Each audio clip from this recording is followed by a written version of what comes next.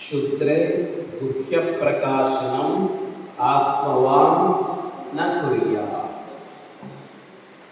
ನಮ್ಮ ರಹಸ್ಯಗಳನ್ನು ನಾವು ಬಚ್ಚಿಟ್ಕೊಂಡು ನಮ್ಮ ಗುಟ್ಟುಗಳನ್ನು ಹೇಳಬಾರ್ದು ಬೇರೆ. ಅದರಲ್ಲೂ ಯಾರಿಗೆ ಹೇಳಬಾರ್ದು ಅಂದರೆ ಕ್ಷುದ್ರರಿಗೆ ಹೇಳಬಾರ್ದು. ಕ್ಷುದ್ರರು ಅಂತ ಅಂದರೆ ನೀಚ ಸ್ವಭಾವದವರು. ನಾವು ಅವರಿಗೆ ಗುಟ್ಟು ಹೇಳಿದ್ರೆ ಅವರನ್ನು ತಗೊಂಡೋಗಿ ಇನ್ನೊಬ್ಬರಿಗೆ ಹೇಳ್ತಾರೆ, ಅಂಥವ್ರಿಗೆ ಹೇಳ್ಬಾರ್ದು. ಗುಟ್ಟಿಗೆ ಇವನೇ ಇನ್ನೊಂದು ಕಡೆಗೆ ಹೇಳ್ತಾನೆ, ಅದು 6 ಕಿವಿ ದಾಟಬಾರದು. 5ನೇ ಕಿವಿ ದಾಟ ಗುಟ್ಟು ಅಂದರೆ ಅದು ರಟ್ಟಾಗಿರುತ್ತೆ. 5ನೇ ಕಿವಿ ದಾಟೋದು ಅರ್ಥ ಏನು? ಅದು ಇಬ್ಬರಿಗೆ ಮಾತ್ರ ಗೊತ್ತಿರಬೇಕು. 3ನೇವನಿಗೆ ಗೊತ್ತಾಯಿತು ಅಂದರೆ ಅದು ಊರಲ್ಲಿರೋ ಎಲ್ಲರಿಗೂ ಗೊತ್ತಾಯಿತು ಅಂತ ಅರ್ಥ. ಈ ಗುಟ್ಟನ್ನು ಇಟ್ಕೊಳ್ಳೋದು ಅನ್ನೋದು ಭಾರಿ ಕಷ್ಟ ಅಂತ. ನಮಗೇನಾದರೂ ಗುಟ್ಟು ಗೊತ್ತಾಗ್ಬಿಟ್ರೆ ನಮ್ಮ ಮೊದಲನೇ ಕೆಲಸ ಏನು ಗೊತ್ತಾ? ಅದನ್ನು ತಗೊಂಡೋಗಿ ಯಾರು ಕಿವಿಗೆ ಹಾಕೋಣ ಅಂತ ಅದು ನಮಗೆ ಈ ತುರ್ಕೆ ಬಂದಾಗೆ ತುರಿಸಿದ್ರೆ ಸೀದಾ ಬೆರಳನ್ನು ತುರಿಸ್ಕೊಳತ್ತೆ ಅಲ್ವಾ? ಹಾಗೇನೆ ಗುಟ್ಟು ಗೊತ್ತಾದ ಕೂಡಲೇ ಎಲ್ಲಾದ್ರೂ ಹೇಳಬೇಕು. ಒಬ್ಬ ರಾಜ ಇದ್ದಂತೆ, ಅವನಿಗೆ ಒಬ್ಬ ಬಂದು ಕ್ಷೌರ ಮಾಡ್ತಾ ಇದ್ದ. ಕ್ಷೌರಿಕ ಅಂದ್ರೆ ಗೊತ್ತಾ?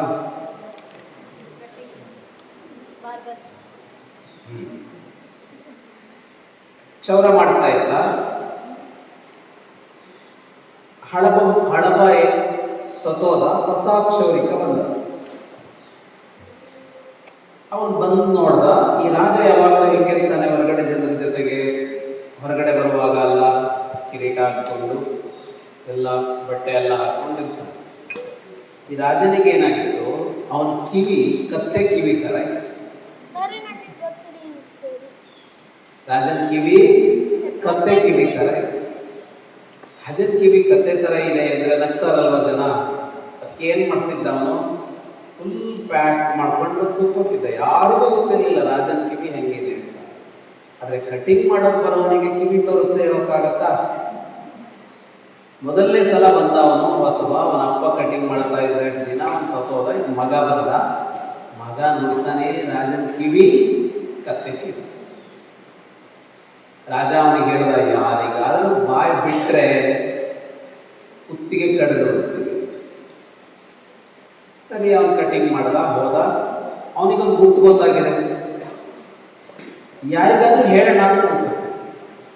ಆದರೆ ಹೇಳಿದ್ರೆ ಏನಾಗುತ್ತೆ? ಅಚ್ಚ ಅಲ್ವಾ? ಗುಟ್ಟನ್ನು ಹಂಗೆ ಇಟ್ಕೊಂಡ ಏನು ಮಾಡಿದ್ರು ತಡೆಯೋಕ ಹೊಟ್ಟೆನೂ ಶುರು ಆಗೋಯ್ತು ಅವನಿಗೆ. ಗುಟ್ಟು ಹಂಗೆ ಇಟ್ಕೊಂಡು ಹೇಳ್ಬೇಕು. ಏನು ಮಾಡೋದು ಅಂತ ಗೊತ್ತಾಗಿಲ್ಲ.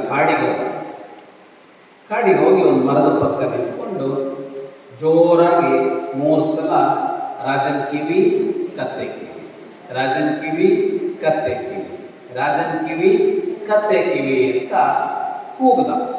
ಎಲ್ಲ ಆರಾಮಾಯ್ತು. ಸೀದಾ ಬಂದ, ಅವನಷ್ಟು ಕಿದ್ದು. ಸ್ವಲ್ಪ ದಿನ ಕಳೀತು. ಒಂದಿನ ಆಸ್ಥಾನದಲ್ಲಿ ರಾಜ ಕೂತ್ಕೊಂಡಿದ್ದ. ಯಾರೋ ಒಬ್ಬ ಭಾಳ ಚೆನ್ನಾಗಿ ಯಾವುದೋ ಒಂದು ವಾದ್ಯ ನುಡಿಸ್ತಾನೆ, ಬಡಿಯೋದಿರುತ್ತಲ್ಲ ಆ ಥರ ವಾದ್ಯ. ಅವನು ಬಂದ, ಅವನು ಅದನ್ನು ಹೊಡಿತಾ ಇದ್ದಾನೆ ರಾಜನ ಎದುರಿಗೆ. ಆದರೆ ಅದು ಏನು ಕೇಳಿಸುತ್ತೆ ಅದನ್ನು ಹೊಡೆದ್ರೆ ಅಂತ ಅಂದರೆ ಏನೇನೋ ಕೇಳಿಸ್ಬೇಕಲ್ಲ. ತತ್ಕಾರಗಳು, ತದ್ಧೀಮ್ ತಕಧೀಮ್ ಅಂತೆಲ್ಲ ಕೇಳಿಸ್ಬೇಕಲ್ವಾ? ಇದೆಲ್ಲ ಕೇಳಿಸುತ್ತಲ್ಲ, ತಬಲ, ಮೃದಂಗ, ಅದರಲ್ಲೆಲ್ಲ ಹೊಡೆದ್ರೆ. ಆದರೆ ಅವನಿಗೆ ಹೊಡೆದಂಗೆ ಏನು ಕೇಳಿಸ್ತಾ ಇದೆ ಅದರಲ್ಲಿ? ರಾಜನ ಕಿವಿ ಕತ್ತೆ ಕಿವಿ, ರಾಜನ ಕಿವಿ ಕತ್ತೆ ಕಿವಿ, ರಾಜನ ಕಿವಿ ಕತ್ತೆ ಕಿವಿ ಅಂತ ಕೇಳಿಸ್ತಾ ಇದೆ. ಇಡೀ ಸಭೆಲಿದ್ದರಿಗೆಲ್ಲ ಗೊತ್ತಾಗೋಯ್ತು. ಎಲ್ಲ ರಾಜನ ನೋಡ್ತಾರೆ, ಹಿಂಗೆ ಏನಾದರೂ ಕಾಣಿಸುತ್ತೆ ಕಿವಿ ಸ್ವಲ್ಪ ಹೊರಗೆ. ರಾಜನಿಗೆ ಇದು ಹೆಂಗೆ ನನ್ನ ರಹಸ್ಯ ಹೊರಗೆ ಹೋಗಿದೆ ಗೊತ್ತಿದ್ದಿದ್ದು ಯಾರಿಗೆ? ಹೊರಗಡೆ ಇರೋರಲ್ಲಿ ಒಬ್ಬನಿಗೆ, ಕ್ಷೌರಿಕೆ. ಅವ್ನು ಕರೆಸಿ ಕೇಳಿದ, ನಿಜ ಹೇಳು, ನೀನು ಯಾರಿಗೆ ಹೇಳಿದೀಯ ವಿಷಯ? ಅವನು ಹೆಂಗೆ ನುಡಿಸ್ತಾ ಇದ್ದಾನೆ ಅದನ್ನು? ಅವನು ಇದನ್ನು ಯಾರಿಗೂ ಹೇಳೇ ಇಲ್ಲ. ಪಾಪ ಅವನು ನಿಜವಾಗೂ ಯಾರಿಗೂ ಹೇಳೇ ಇಲ್ಲ. ರಾಜ ಬೆದರಿಸ್ತಾ ಇದ್ದಾನೆ, ಸತ್ಯ ಹೇಳು ಅಂತ. ಅವನು ಸತ್ಯನೇ ಹೇಳ್ತಾ ಇದ್ದಾನೆ, ರಾಜ ನಂಬಕ್ಕೆ ಸಿದ್ಧ ಇಲ್ಲ. ಆಮೇಲೆ ರಾಜ ಕೇಳಿದ, ಏನು ಮಾಡಿದೆ ಅಂತ ಇಲ್ಲಿಂದ ಹೋದ್ಮೇಲೆ ಅದನ್ನಾದರೂ ಹೇಳು. ಅವಾಗ ಅವನು ಹೇಳ್ದ, ಇಲ್ಲ, ಅದೊಂದು ಹೊಸ ಗುಟ್ಟು ಗೊತ್ತಾಗಿತ್ತು. ಗುಟ್ಟು ಗೊತ್ತಾದ ಕೂಡಲೇ ಯಾರಿಗಾದ್ರೂ ಹೇಳಬೇಕು. ಅದು ಒಳಗೆ ಇದ್ದು ಹೊಟ್ಟೆನೂ ಶುರುವಾಗೋಯ್ತು. ಅದಕ್ಕೆ ನಾನೇನು ಮಾಡಿದೆ, ಹೋಗಿ ಒಂದು ಮರದ ಎದುರು ಹೇಳ ಬಂದಿದ್ದೆ. ರಾಜನಿಗೆ ಅವನು ಹೇಳೋದನ್ನ ನೋಡಿ ಅವನು ಸತ್ಯ ಹೇಳ್ತಾ ಇದ್ದಾನೆ ಅಂತ ನಂಬಿಕೆ ಬಂತು. ಆದ್ರೆ ಅವನಿಗೆ ಗೊತ್ತಾಗಿದ್ದೆ, ಅವನೇನು ನುಡಿಸ್ತಾನೆ. ಅನುಮಾನ ಬಂದು ಅವನು ಕರೆಸಿದ. ಅದನ್ನು ನುಡ್ಸೋಕೆ ಬಂದಿದ್ನಲ್ಲ ಹಲಿಗೆನ, ಅವನು ಕರೆಸಿ, ಈ ಹಲಿಗೆ ನುಡಿಸಿದೆಯಲ್ಲ, ಈ ಮರ ಎಲ್ಲಿಂದ ತಂದೆ ಅಂತ ಕೇಳಿದ. ಅವನು ಹೇಳ್ದ, ಇಂಥ ಕಾಡಲ್ಲಿ ಹೋಗಿ ಇಂಥ ಕಡೆಯಿಂದ ಇದನ್ನು ತಂದೆ. ಪಕ್ಕದಲ್ಲೇ ಕ್ಷೌರಿಕನ್ ಕೇಳಿದ, ನೀನು ಹೇಳಿದ್ದ ಅಲ್ಲೇನಾ? ಕ್ಷೌರಿಕ ಹೇಳ್ದ, ನಾನು ಹೇಳಿದ್ದಲ್ಲೇ. ಇವನಿಗೆ ಗುಟ್ಟಿಟ್ಕೊಳಕ್ಕಾಗಿಲ್ಲ, ಮರಕ್ಕೆ ಹೇಳ್ದ. ಈ ಮರಕ್ಕೂ ಗುಟ್ಟಿಟ್ಕೊಳಕ್ಕಾಗಿಲ್ಲ, ಅದನ್ನು ಹೊಡೆದ ಕೂಡಲೇ ಗುಟ್ಟು ಹೊರಗಾಗ್ತಾ ಇತ್ತು. ಗುಟ್ಟನ್ನ ಇಟ್ಕೊಳ್ಳೋದು ಕಷ್ಟ, ನಮಗೆ ಗೊತ್ತಾದ ಕೂಡಲೇ ಇನ್ನೊಬ್ರಿಗೆ ಹೇಳೋಣ ಅಂತ ಅನ್ಸತ್ತೆ. ಅದನ್ನ ತಮಾಷೆಯಾಗಿ ಹೇಳುವ ಕಥೆ ಇದು. ಯಾವ ಗುಟ್ಟು ಒಳಗಡೆ ಇಟ್ಟು ಕೂಡಲೇ ಹೊಟ್ಟೆ ನೋವು ಬರಲ್ಲ, ತಗೊಂಡು ಮರದ ಎದುರಿಗೆ ಹೇಳಿದ್ರೆ ಮರ ಗುಟ್ಟನ್ನು ಯಾರಿಗೂ ಹೇಳೋಲ್ಲ. ಆದರೆ ಗುಟ್ಟಿಷ್ಟು ಮಾಡುತ್ತೆ, ನಮ್ಮ ಒಳಗೆ ನಿಂತ್ಕೊಳ್ಳಲ್ಲ. ವಾಮಿಟಿಂಗ್ ಸೆನ್ಸೇಷನ್ ಶುರುವಾದರೆ ಹಂತಿ ಆಗತ್ತಲ್ಲ, ಹಂಗೇನೆ ಗುಟ್ಟು ಅಂದರೆ. ಹಂಗೆ ಯಾರು ಮಾಡ್ತಾರೋ ಅವರಿಗೆ ಯಾವ ಗುಟ್ಟನ್ನು ಹೇಳಬೇಡಿ ಅಂತ ಈ ಸೂತ್ರ. ಶುದ್ರೇ ಗುಹ್ಯ ಪ್ರಕಾಶನಂ ಆತ್ಮವಾನ್ ನ ಪ್ರಕಾಶಯೇ. ಮುಂದೆ ಹೋಗೋಣ. ಆಶ್ರಿತೈರಪ್ಯವಮನ್ಯತೆ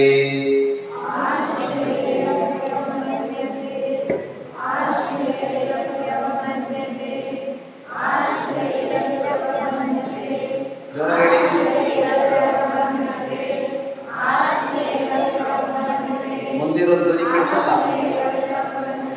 ನಿಮ್ದು.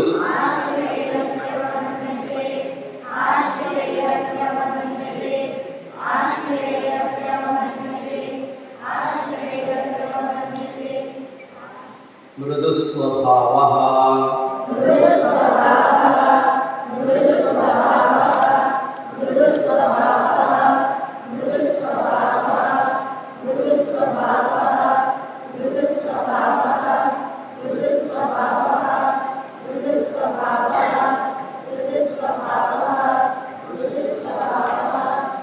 ಆಶ್ರಿತೈರಪ್ಯವಮನ್ಯತೆ ಮೃದು ಸ್ವಭಾವ.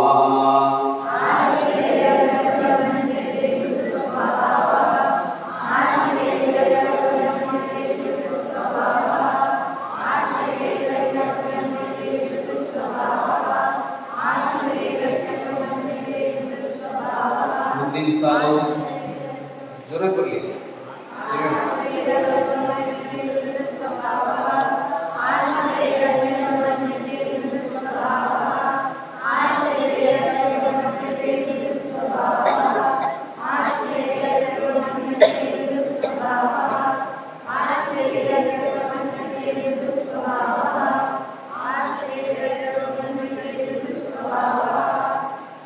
ಆಶ್ರಿತೈಃ ಅಪಿ ಅವಮನ್ಯತೆ ಮೃದು ಸ್ವಭಾವ. ತುಂಬ ಮೆತ್ತಗಿರಬಾರ್ದು ಅಂತ ಹೇಳೋ ಸೂತ್ರ. ಮೆತ್ತಗಿರಬಾರ್ದು ಅಂದರೆ ಅವನ ಥರ ಅಲ್ಲ, ಯಾರೋ ಪಂಚಿಂಗ್ ಬ್ಯಾಗ್ ಇದಾನಲ್ಲ ಅವನ ಥರ ಅಲ್ಲ, ಮೈಯಲ್ಲ, ಮನಸ್ಸು ಮೆತ್ತಗಿರಬಾರ್ದು ಅಂತ. ತುಂಬ ಮೆತ್ತಗಿದ್ರೆ ಏನಾಗುತ್ತೆ, ಎಲ್ಲರೂ ಒತ್ತು ನೋಡ್ತಾರೆ. ಯಾರೆಲ್ಲ ಅಂದರೆ ಆಶ್ರಯಿಸಿಕೊಂಡಿದ್ದವರು ಕೂಡ ಬಹಳ ಮೆತ್ತಗಿನ ಸ್ವಭಾವದವರನ್ನು ಅವಮಾನಿಸ್ತಾರೆ. ಸ್ವಲ್ಪ ಆದರೂ ಜೋರಾಗಿರಬೇಕು, ಸ್ವಲ್ಪ ಆದರೂ ಜೋರಾಗಿರಬೇಕು, ತುಂಬ ಮೆತ್ತಗಿರಬೇಕು. ಆಶ್ರಿತರು ಅಂದರೆ ಯಾರು? ಈಗ ಅವನು ಬಾಸ್ ಆಗಿರ್ತಾನೆ, ಅವನು ಯಾರಿಗೋ ಅವನ ಕೆಳಗೆ ಯಾರೋ ಅಸಿಸ್ಟೆಂಟ್ಗಳಿರ್ತಾರೆ, ಅಥವಾ ಆಳುಗಳಿರ್ತಾರೆ.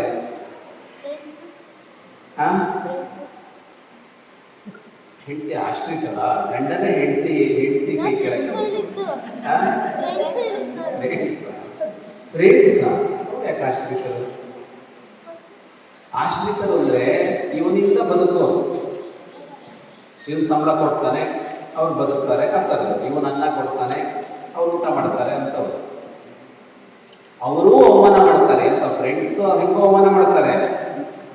ಇವನೇನು ಹೇಳ್ತಾ ಇರೋದಿಲ್ಲಿ, ಫ್ರೆಂಡ್ಸು ಅವರು ಇವರು ಕಂಡವರೆಲ್ಲ ಅವಮಾನ ಮಾಡ್ತಾರೆ, ಅದು ಬಿಡಿ. ನಮ್ಮನ್ನು ನಂಬಿ ಬದುಕೋರು, ನಮ್ಮನ್ನ ಆಶ್ರಯಿಸಿ ಬದುಕೋರು ಕೂಡ ನಮಗೆ ಅವಮಾನ ಮಾಡ್ತಾರೆ. ರಾಮಕೃಷ್ಣ ಪರಮಹಂಸರದೊಂದು ಹಾವಿನ ಕಥೆ ಇದೆ, ಕೇಳಿದ್ದೀರಾ? ಊರಲ್ಲೊಂದು ಹಾವಿತ್ತು. ಅದು ಪಾಪದ ಹಾವು, ಒಳ್ಳೆ ಹಾವು. ಒಳ್ಳೆ ಹಾವು ಅಂದರೆ ಅದೇನು ಮಾಡಬೇಕಾಯ್ತು? ಕಚ್ಚಬಾರ್ದು ಅಂತ ಅಲ್ವಾ? ಒಳ್ಳೆ ಹಾವು ಅಂದರೆ ನಾವು ಅಂದ್ಕೊಂಡಿದ್ದು ಅದು ಯಾರಿಗೂ ಕಚ್ತಿರ್ಲಿಲ್ಲ. ಆದರೆ ನಿಮ್ಮ ಥರ ಮಕ್ಕಳಿಗೆ ಅದು ಹೆಂಗೂ ಕಚ್ಚಲ್ವಲ್ಲ. ಹಾವು ಕಚ್ಚತ್ತೆ ಅಂತಂದರೆ ಅವರು ಓಡೋಗ್ತಿದ್ರು. ಅದು ಕಚ್ಚಲ್ಲ ಅಂತ ಗೊತ್ತಾದ್ಮೇಲೆ ಏನು ಮಾಡೋದು? ಅದಕ್ಕೆ ಕಲ್ಲೆಸಿ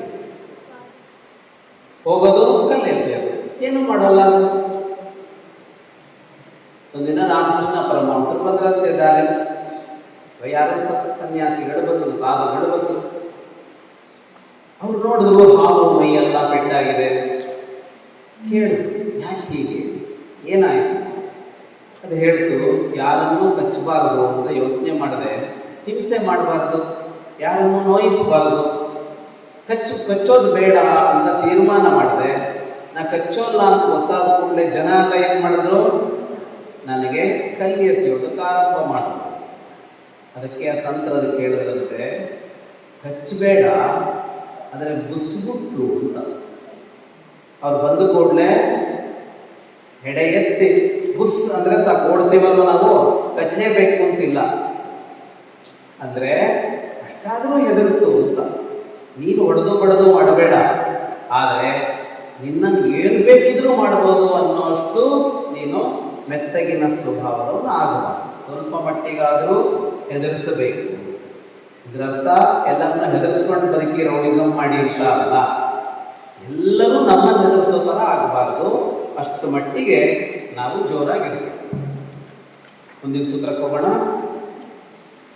ಅಲ್ಪಸಾರಂ ಶ್ರುತವಂತಮಪಿ ನ ಬಹುಮನ್. ಸ್ವಲ್ಪ ಕೊಡ್ಬೇಕಲ್ವಾ?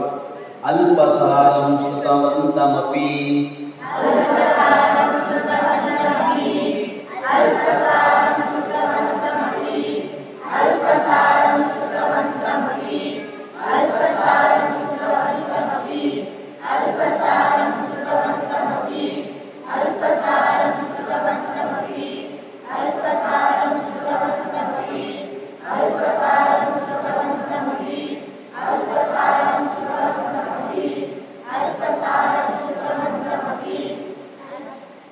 ಯಾರು ಹೇಳಲ್ಲ ಅಂತ ನನಗೆ ಕೂತ್ಕೊಂಡಾಗ ಕಾಣಿಸುತ್ತೆ.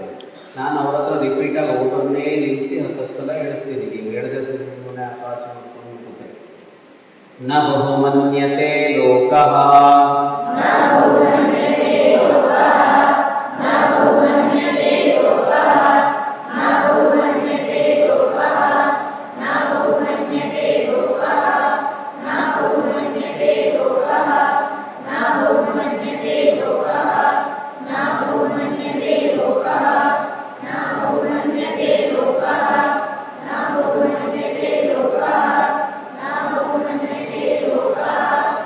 ಅಲ್ಪಸಾರಂ ಶ್ರುತವಂತಮಪಿ ನ ಬಹುಮನ್ಯತೆ ಲೋಕಃ.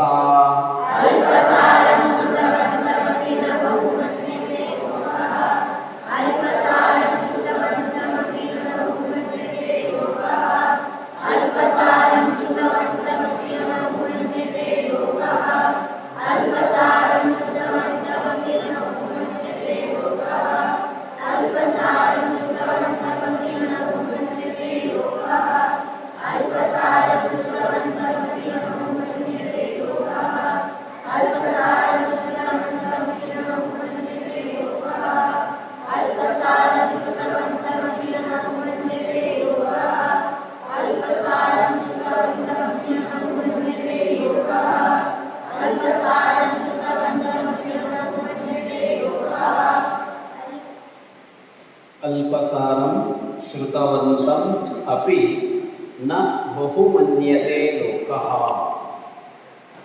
ನಮಗೆ ಸಾಮರ್ಥ್ಯ ಇರಬೇಕು ಅಂತ ಈ ಸೂತ್ರ ಹೇಳುತ್ತೆ. ಸಾಮರ್ಥ್ಯ ಇರಬೇಕು. ನಮಗೆ ತುಂಬ ಗೊತ್ತಿದೆ, ತುಂಬ ಜ್ಞಾನಿ ಅಂತ ಆದರೂ ಅವನಿಗೆ ಸಾಮರ್ಥ್ಯ ಇಲ್ಲದೆ ಇದ್ದರೆ ಜನ ಅವನನ್ನ ಗೌರವಿಸೋದಿಲ್ಲ.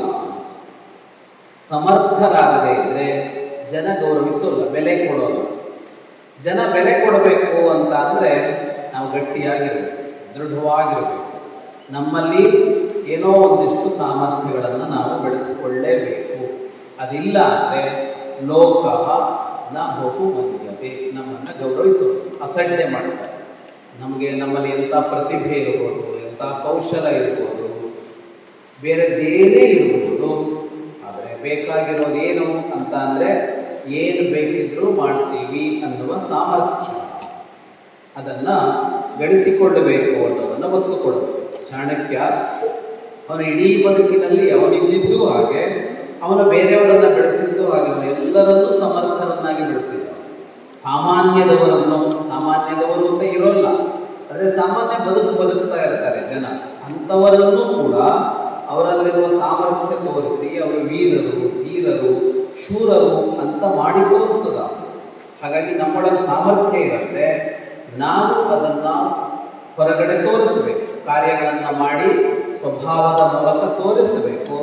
ಆಗ ಮಾತ್ರ ನಮಗೆ ಗೌರವವೇ ಹೊರತು ಅದಿಲ್ಲ ಅಂತ ಅಂದರೆ ನಮ್ಮೊಳಗೆ ಎಂಥದೇ ಬೇರೆ ಅಂಶಗಳಿದ್ರೂ, ನಾವೆಷ್ಟೇ ಒಳ್ಳೆಯವರಾಗಿದ್ದರೂ ನಮ್ಮನ್ನು ಲೋಕ ಗೌರವಿಸುವುದಿಲ್ಲ. ಮುಂದಿನ ಸೂತ್ರಕ್ಕೆ ಹೋಗೋಣ. ಅತಿಭಾರ ಪುರುಷಮವಸಾದಯತಿ.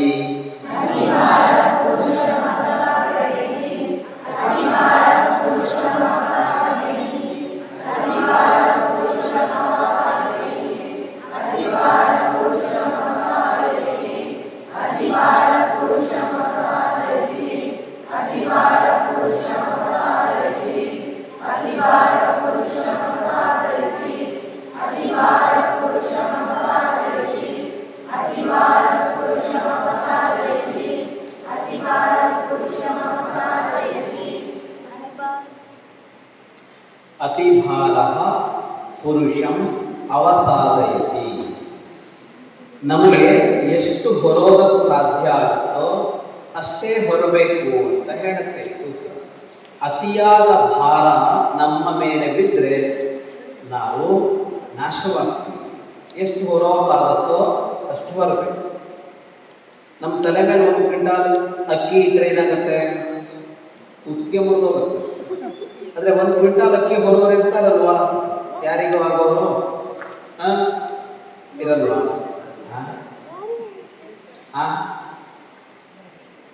ಭಾರಗಳನ್ನು ಎತ್ತವರು ಇರ್ತಾರಲ್ವಾ, ಎಷ್ಟೆಷ್ಟು ಕೆಜಿ ಭಾರ ಎತ್ತವರು ಇರ್ತಾರೆ.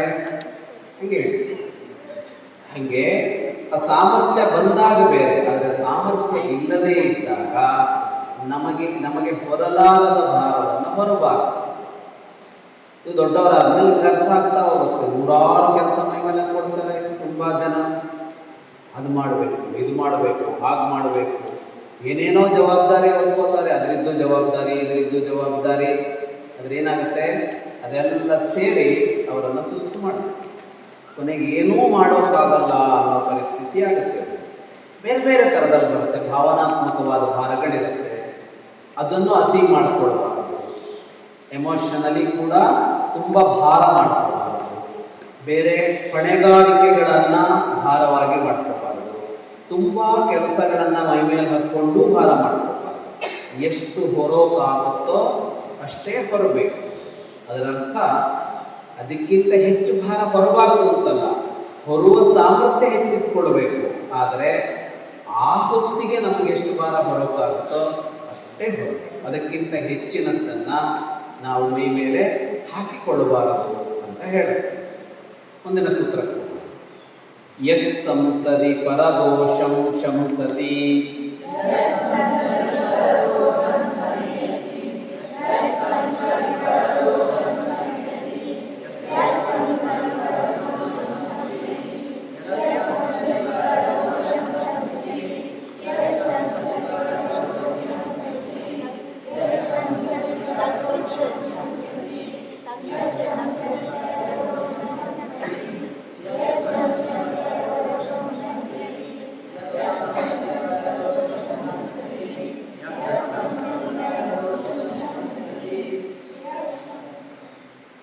ಪರದೋಷಂ ಶಂಸತಿ ಇದರಿಂದ ತಂಕೃಷ್ಟರಂತೆ. ಪರದೋಷಂ ಶಂಸತಿ ಶಾಸ್ತ್ರಾಸಾರ ಒಂದೇ ಕಡೆ ಬಂದಿದೆ. ಎಲ್ಲ ಒಂದೇ ಥರ ಉಚ್ಚಾರಣೆ ಮಾಡೋದಲ್ವಾ? ಮೂರು ಇದೆಯಲ್ಲ, ಒಂದೇ ಥರ ಹೇಳೋದಲ್ವಾ? ಸ ಸ್ವದೋಷ ಬಹುತ್ವಮೇವ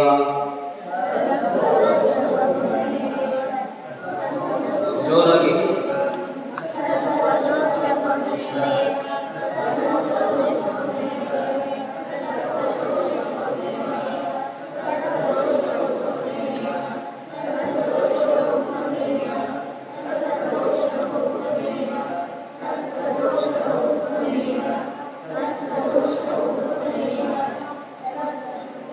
ಪ್ರಖ್ಯಾಪಯತಿ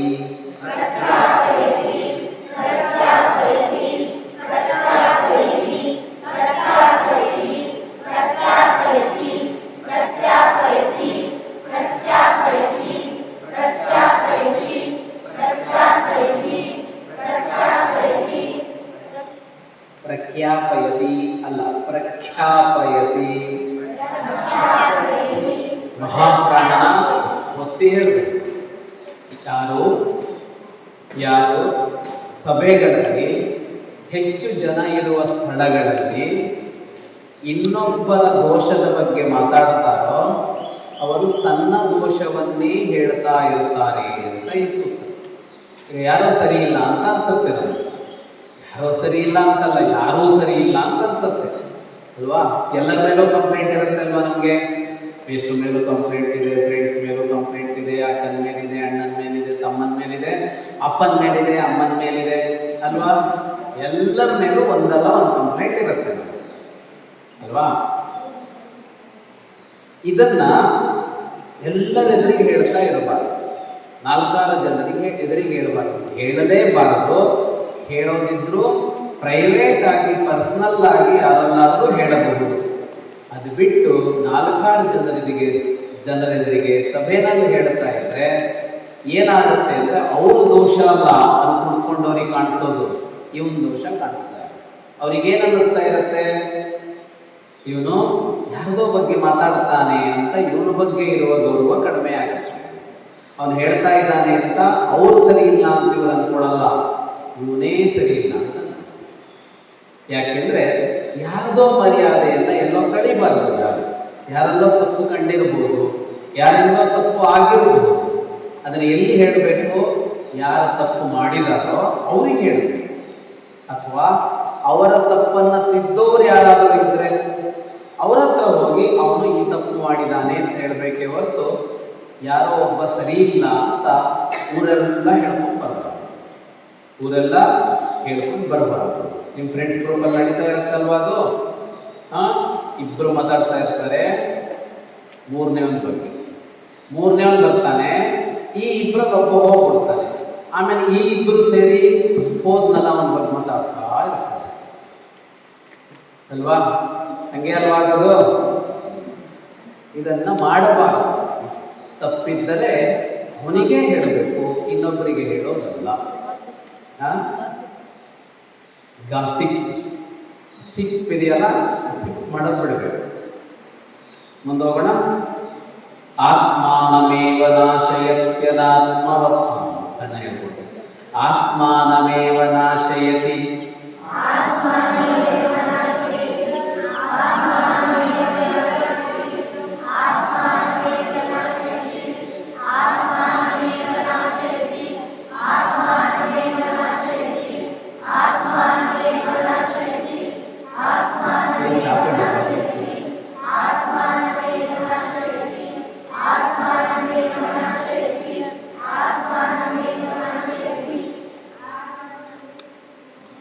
ಅನಾತ್ಮವತಾಂ ಕೋಪಃ.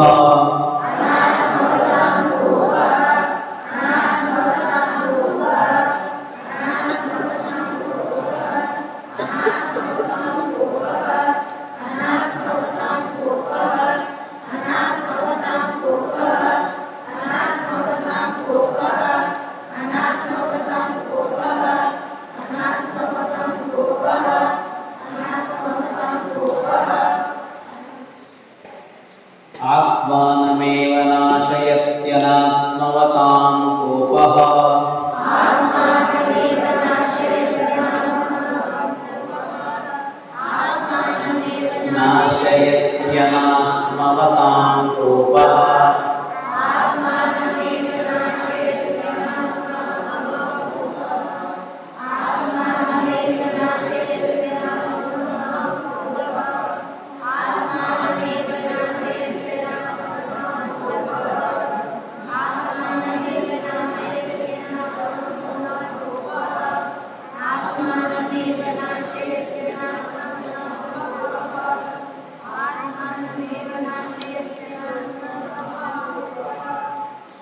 ಆ್ಯಕ್ಚುಲಿ ಅದು ಹೇಳಕ್ಕೆ ಬರಲ್ಲ ಅಂತ ಇರಲ್ಲ ನಮಗೆ. ಅದ್ರ ಹತ್ರ ಹೋಗ್ಕೊಂಡು ಅದು ಭಯ ಶುರುವಾಗುತ್ತೆ. ಅಲ್ಲಿ ಏನೇನೋ ಇದೆ, ಮೊಸಳೆ ಏನೇನೋ ಇದೆ, ತಿಂದು ಬಿಡುತ್ತೆ ಅಂತ ಭಯ ಆಗುತ್ತೆ. ಯಾಕೆ ನೀವು ನೋಡ್ತೀವಿ ಅಲ್ಲಿ ಏನೋ ಒಂದು ಒತ್ತಕ್ಷರ ಇದೆ, ಯಾ ಅಂತೆಲ್ಲ ಇದೆ ಅಂತ ಅಂದ ಕೂಡಲೇ ಮನಸ್ಸಲ್ಲಿ ಒಂದು ಭಯ ಶುರುವಾಗುತ್ತೆ. ನಿಮ್ಗೆ ಉಚ್ಚಾರಣೆ ಮಾಡೋಕ್ಕೆ ಬರುತ್ತೆ, ಏನೂ ಸಮಸ್ಯೆ ಇರೋಲ್ಲ. ಈಗ ಉದ್ದ ಆದ್ಮೇಲೆ ಹೇಳೋಕೆ ಬರಲ್ಲ ಅನ್ನೋದು ಒಂದು ಭಯ. ಅದು ಇಷ್ಟಿದ್ರೂ ಒಂದೇ, ಇಷ್ಟಿದ್ರೂ ಒಂದೇ. ಅದು ನಿಮಗೆ ಕಟ್ ಮಾಡಿದಾಗ ಹೇಳೋಕೆ ಬರುತ್ತೆ, ಅಂದಮೇಲೆ ಉದ್ದ ಇದ್ದಾಗಲೂ ಹೇಳೋಕೆ ಬರ್ಬೇಕು, ಏನೂ ಸಮಸ್ಯೆ ಆಗೋಲ್ಲ. ಆದರೆ ಹಿಂಗೆ ನೋಡಿದ ಕೂಡಲೇ ಏನನ್ಸುತ್ತೆ? ಭಯ. ನಂಗಾಗಲ್ಲ ಅಂತ ಅನ್ಸುತ್ತೆ. ಭಯ ಬಿಟ್ಟರೆ ಅದನ್ನು ಹೇಳೋಕೆ ಬರುತ್ತೆ. ಆತ್ಮಾನಂ ಏವ ನಾಶಯತಿ ಅನಾತ್ಮವತಾ ಕೋಪ. ಸಿಟ್ಟು ಅಂತ ಒಂದಿದೆ ಅಲ್ವಾ? ಸಿಟ್ಟು ನೋಡಿದ್ದೀರಾ ನೀವೆಲ್ಲ? ಎಲ್ಲಿ ನೋಡಿದಿರಿ? ದಿನ ನೋಡ್ತೀರಿ? ಯಾರು ಮಾಡೋದು ನೋಡ್ತೀರಿ? ಸರ್ ಮಾಡೋದು ನೋಡ್ತೀರಾ? ನೀ ಸಿಟ್ಟು ಮಾಡೋದು ನಿಂಗೆ ಕಾಣಿಸಿಲ್ವಾ? ಚಾಪೆ ಎಷ್ಟು ಉದ್ದ ಹರಿಬೇಕು ಅಂತ ತೀರ್ಮಾನ ಮಾಡ್ಕೊಂಡು ಬಂದಿದೆಯಾ? ಇಡೀ ಚಾಪೆ ಹರಿಯೋ ಲಕ್ಷಣ ನನಗೂ ಕಾಣಿಸ್ತದೆ. ಸಿಟ್ಟಿದೆ ಅಲ್ವಾ? ಎಲ್ಲರೂ ಸಿಟ್ಟು ಮಾಡ್ತೀರಾ ನೀವೆಲ್ಲ? ಸಿಟ್ಟೆಲ್ಲಿ ಮಾಡ್ತೀರಿ? ಈ ಕಡೆ ಕೊಡಿ. ಸಿಟ್ಟೆಲ್ಲಿ ಮಾಡ್ತೀರಿ ನೀವು ಅಂದ್ರೆ ಮನೇಲಿ ಮಾಡ್ತೀರಿ ಅಲ್ವಾ? ಅಪ್ಪನ ಮೇಲೆ, ಅಮ್ಮನ ಮೇಲೆ. ಅಪ್ಪನ ಮೇಲೆ ಮಾಡಲ್ಲ, ಅಮ್ಮನ ಮೇಲೆ. ಕೆಲವರ ಮೇಲೆ. ಅಮ್ಮ ಜೋರಿದ್ರೆ ಅಮ್ಮನ ಮೇಲೆ ಯಾರು ಸಿಟ್ಟು ಮಾಡಲ್ಲ, ಅಪ್ಪ ಜೋರಿದ್ರೆ ಅಪ್ಪನ ಮೇಲೆ ಸಿಟ್ಟು ಮಾಡಲ್ಲ. ಸಿಟ್ಟೆಲ್ಲಿ ಮಾಡ್ತೀವಿ? ಎಲ್ಲಿ ನಡೆಯುತ್ತೋ ಅದು ಮಾಡ್ತೀವಿ ಅಲ್ವಾ? ನೇತ್ರ ಮೇಲೆಲ್ಲ ಯಾರು ಸಿಟ್ಟು ಮಾಡಕ್ ಹೋಗಲ್ಲ, ಬಂದ್ರೂ ಒಳಗೆ ಕುದಿಸ್ಕೊಂಡಿರ್ತೀವಿ ಅಷ್ಟೇ ಅಲ್ವಾ? ಇದೇನು ಹೇಳುತ್ತೆ? ಸಿಟ್ಟು ಬಂದ್ರೆ ಯಾರೆದುರಿಗೆ ತೋರಿಸ್ಕೋಬೇಕು, ಯಾರೆದುರಿಗೆ ತೋರಿಸ್ಕೋಬಾರದು ಅಂತ ಹೇಳೋದನ್ನ ಯಾವ ಥರ ಹೇಳುತ್ತೆ ಅಂದರೆ, ಸಿಟ್ಟು ಮಾಡಬೇಕು ಅಂತ ಅಂದರೆ ನಿನಗೆ ಸಿಟ್ಟನ್ನು ಕಂಟ್ರೋಲ್ ಮಾಡೋಕೆ ಬಂದಿರಬೇಕು ಅಂತ ಹೇಳುತ್ತೆ. ಸಿಟ್ಟನ್ನು ಕಂಟ್ರೋಲ್ ಮಾಡೋಕೆ ಬರಲ್ಲ ನಮಗೆ. ಸಿಟ್ಟು ಬಂದು ಏನೇನೋ ಮಾಡಿಕೊಂಡು ಅವರು ಬೈದು ಆಮೇಲೆ ಹತ್ತು ಕರೆದು ಏನೆಲ್ಲ ಮಾಡ್ತೀವಲ್ವಾ? ಸಿಟ್ಟು ಬಂದರೆ ಏನೆಲ್ಲ ಮಾಡ್ತೀವಿ? ಉಗಾಡ್ತೀವಿ, ಸುಮ್ಮನೆ ಕುತ್ಕೋತೀವಿ, ಆಳ್ತೀವಿ, ನೆಲದಲ್ಲೆಲ್ಲ ಹೊರಳಾಡ್ತೀವಿ. ವೆರೈಟಿ ಇರುತ್ತಲ್ವ ಸಿಟ್ಟು ಕಾಣಿಸ್ಕೊಳ್ಳೋದು. ಇದೇನು ಹೇಳುತ್ತೆ ಅಂದರೆ ಸಿಟ್ಟನ್ನು ಕಂಟ್ರೋಲ್ ಮಾಡೋಕೆ ಬರಲ್ಲ, ಅವರನ್ನ ಅನಾತ್ಮವತ ಅಂತ ಹೇಳೋದು. ಸಿಟ್ಟು ಬರಬೇಕು, ಎಷ್ಟು ಬೇಕೋ ಅಷ್ಟೇ ತೋರ್ಸೋಕೆ ಬರಬೇಕು. ಇಷ್ಟು ಇಂಚು ಸಿಟ್ಟು ತೋರಿಸ್ತೀನಿ, ಇಷ್ಟೇ ಉದ್ದ ಸಿಟ್ಟು ತೋರಿಸ್ತೀನಿ, ಇಲ್ಲ ಸ್ವಲ್ಪ ಜಾಸ್ತಿ ತೋರಿಸ್ತೀನಿ ಅಂತ ಇರಬೇಕು. ಎರಡು ಥರ ಇದೆ ಸಿಟ್ಟಲ್ಲಿ. ಸಿಟ್ಟು ಮಾಡೋದು, ಸಿಟ್ಟು ಬರೋದು ಅಂತ ಎರಡಿದೆ. ನಮಗೆಲ್ಲ ಸಿಟ್ಟು ಮಾಡೋದು ಗೊತ್ತಿಲ್ಲ, ನಮಗೇನು ಗೊತ್ತಿದೆ? ಸಿಟ್ಟು ಬರುತ್ತೆ, ಮೈ ಮೇಲೆ ಬಂದ್ಬಿಡುತ್ತೆ ಸಿಟ್ಟು. ಅದು ಬಂದು ಕಣ್ಣಲ್ಲಿ, ಬಾಯಲ್ಲಿ, ಕೈಯಲ್ಲಿ, ಕಾಲಲ್ಲಿ ಎಲ್ಲೆಲ್ಲೋ ಕಾಣಿಸ್ಕೊಡುತ್ತೆ. ನೀವು ಸಿಟ್ಟು ಮಾಡಿದಾಗ ಒಂದ್ಸಲ ವಿಡಿಯೋ ಮಾಡಕ್ಕೆ ಹೇಳಿದೆ, ನಾನು ಸಿಟ್ಟು ಮಾಡಿದಾಗ ವಿಡಿಯೋ ಮಾಡಿ ಆಮೇಲೆ ನೋಡಿ ನೀವು ಎಷ್ಟು ಚೆನ್ನಾಗಿ ಕಾಣ್ತೀರಿ ಸಿಟ್ಟು ಮಾಡಿದಾಗ. ಸಿಟ್ಟನ್ನು ಕಂಟ್ರೋಲ್ ಮಾಡೋಕೆ ಬಂದರೆ ಮಾತ್ರ ಸಿಟ್ಟು ಮಾಡಬೇಕು. ಇಲ್ಲದಿದ್ದರೆ ಏನಾಗುತ್ತೆ? ಆತ್ಮಾನಮೇವ ನಾಶಯತಿ. ತನ್ನ ಸಿಟ್ಟು ತನಗೆ ಮೂಲ ಆಗುತ್ತೆ. ಬಡವನ ಸಿಟ್ಟು ದವಡೆಗೆ ಮೂಲ ಅಂತಾಗುತ್ತೆ. ಬಡವ ಅಂದರೆ ದುಡ್ಡಿಂದ ಇದ್ದವನು ಅಂತ ಅರ್ಥ ಅಲ್ಲ. ಅಲ್ಲಿ ಸಾಮರ್ಥ್ಯ ಇಲ್ಲದೆ ಇದ್ದವನು ಸಿಟ್ಟು ಮಾಡಿದರೆ ಪೆಟ್ಟು ಅವನಿಗೆ ಬೀಳುತ್ತೆ. ಸಾಮರ್ಥ್ಯ ಅಂದರೆ ಏನು? ನನಗೆ ಶಕ್ತಿ ಇದೆ ಸಿಟ್ಟು ಮಾಡ್ತೀನಿ ಅಂತಲ್ಲ.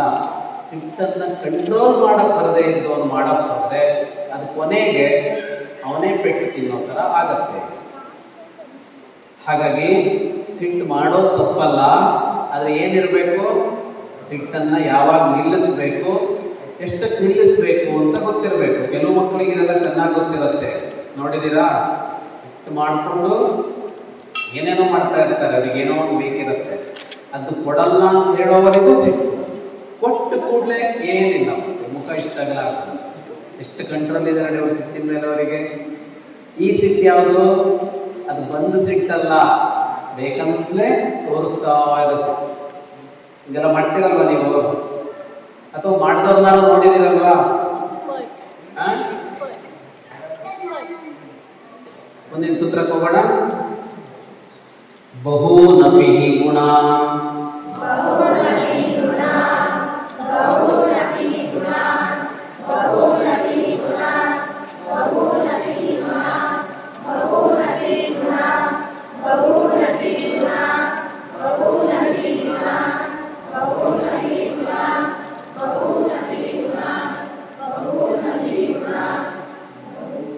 ಏಕದೇಶೋ ಗ್ರಸತಿ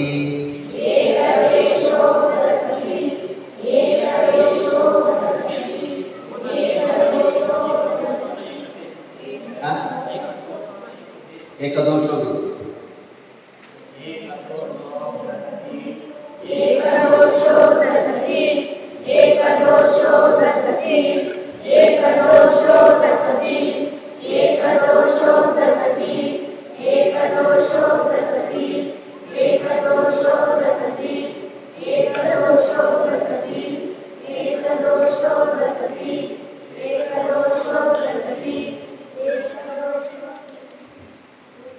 ಬಹೂನಪಿ ಗುಣಾನೇಕದೋಷೋ ಗ್ರಸತಿ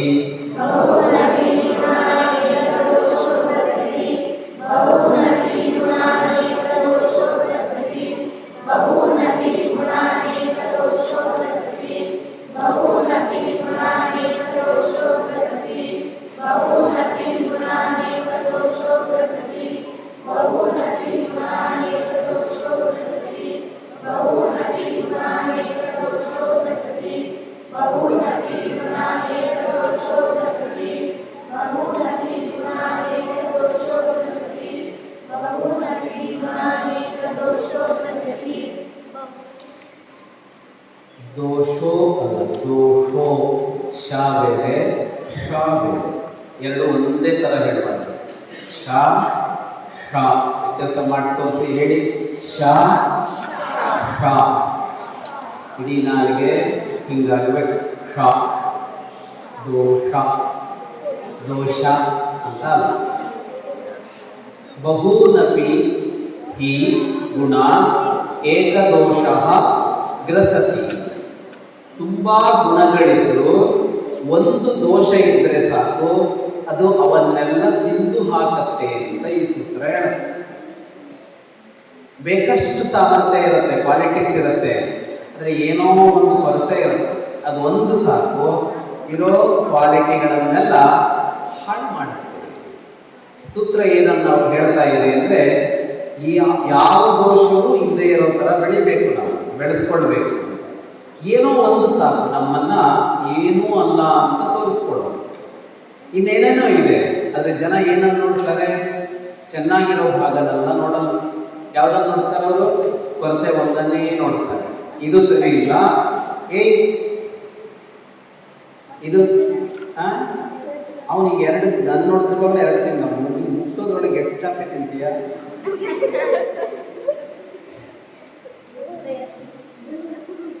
ಹಾಗಾಗಿ ಏನು ಕಾಣಿಸುತ್ತೆ ಅಂದರೆ, ನಮ್ಮಲ್ಲಿರುವ ಆ ದೋಷ ಕಾಣಿಸುತ್ತೆ.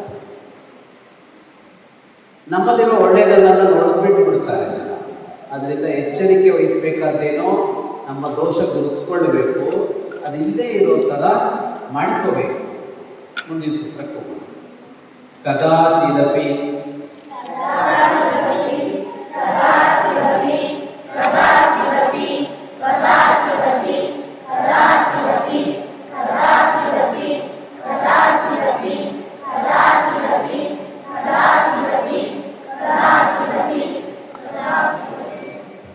ಚಾರಿತ್ರಂ ನ ಲಂಘಯೇತ್.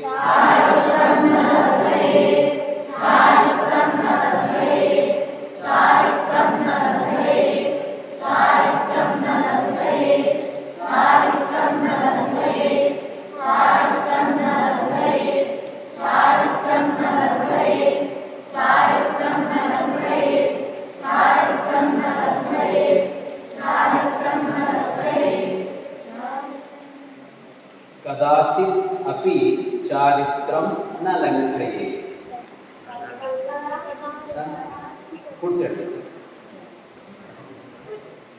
ಕದಾಚಿದಪಿ ಚಾರಿತ್ರಂ ನ ಲಂಘಯೇತ್.